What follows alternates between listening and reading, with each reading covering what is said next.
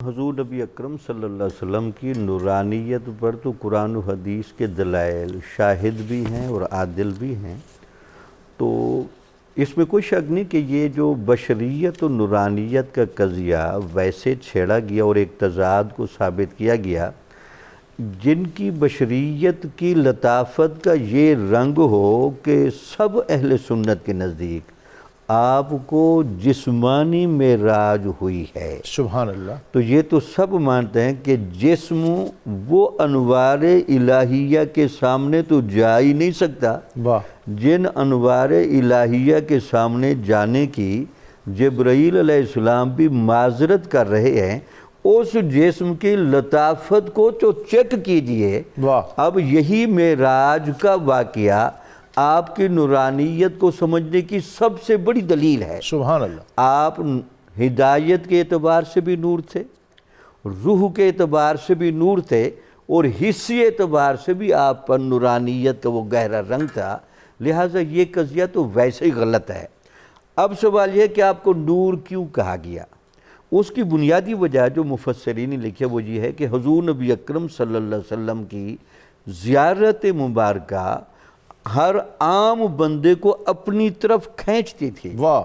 اس بندے کے باطن کا میکانزم جو اللہ تعالیٰ کی ہدایت سے وابستہ ہے، آپ کو دیکھ کر کھنچتا تھا اور متوجہ ہوتا تھا، اور وہ اللہ تعالیٰ نے جو الستو بربکم قالوا بلا کا داعیہ رکھ کے بھیجا ہے، فَأَلْهَمَهَا فُجُورَهَا وَتَقْوَاهَا کی صلاحیت نفس میں رکھی ہے۔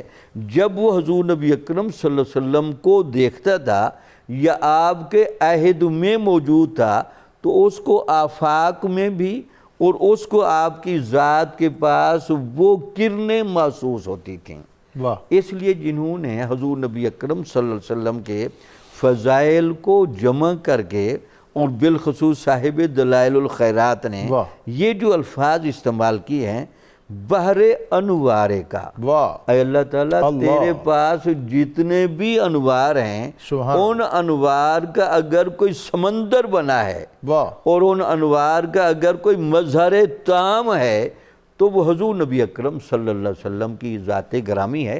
اس کو علامہ جامی نے اور کچھ صوفیاء نے کس طرح کہا ہے کہ وہ جو ید بیضا آنچ خوبہ ہما دارد تو تنہا داری، یعنی باقی جتنی بھی انتخاب کی جگہیں آئی ہیں، برکت فیض و نور کی جگہ آئی ہے، ان میں آپ کا سب سے اونچا رنگ ہے۔ وہ معدن اسرار کا، جن کو روحانی اعتبار سے گہرائی ملی۔ یہاں میں ایک بات کر دوں، اسرار کا لفظ اس کا تعلق دماغ سے نہیں ہے، اسرار کے لفظ کا تعلق ہے روحانی بالیدگی سے۔ جن لوگوں نے ذکر و اذکار کی کثرت کی ہے اور تقوی اور طہارت کے اونچے پیمانے پر کھڑے ہوتے ہیں، ان کو عقل کے اوپر بھی بہت سارے علوم منکشف ہوتے ہیں۔ سبحان اللہ۔ عقل کے دائرے سے اونچے جو علوم منکشف ہوتے ہیں، ان کو کہتے ہیں اسرار۔ اب جنہوں نے ان اسرار کی جگہ پر بھی جانے کی کوشش کی، تو ان کو بھی اسرار کا سب سے زیادہ جم گھٹا، اور اسرار کی کان اعظم حضور نبی اکرم صلی اللہ علیہ وسلم کی ذات گرامی کو بتایا گیا۔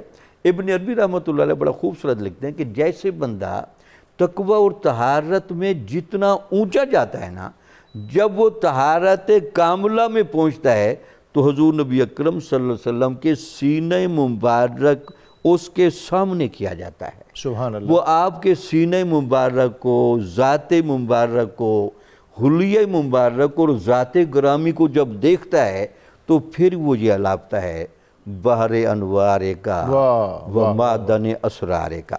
اور یہ بڑی آپ نے خوبصورت بات کی ہے کہ جب وہ اعزاز اور شرف ملتا ہے تو پھر انوار کا میسر آنا تو ایک فطری سی بات ہے۔ وہ فطری سی بات ہے، پھر تو گنگناتے ہوئے پیر مہر علی شاہ صاحب جیسے کو کہنا پڑتا ہے، اج سکھ متران دی ودھیری ہے، کیوں دلڑی اداس گھنیری ہے۔ اچھا، ان کے کلام دیکھیں، انہوں نے حلیہ حضور کا کیسے کھانچا، پیشانی مبارک کیسی تھی، چہرہ مبارک کیسا تھا۔